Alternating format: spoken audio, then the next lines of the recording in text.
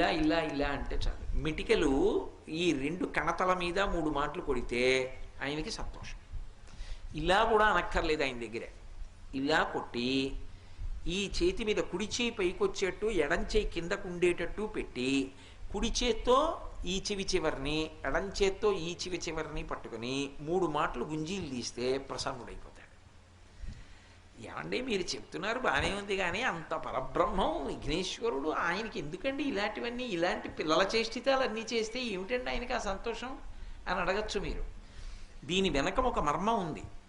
ఒకప్పుడు అగస్త్య మహర్షి మహానుభావుడు, సామాన్యుడు కాడైన ఆయన ఆ దక్షిణ దేశంలో ద్రవిడ దేశం దగ్గర ఒక పర్వతం మీద కూర్చొని తపస్సు చేస్తున్నాడు.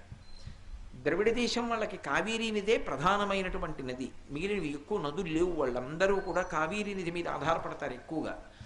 అప్పటికి కావేరీ నది లేదు.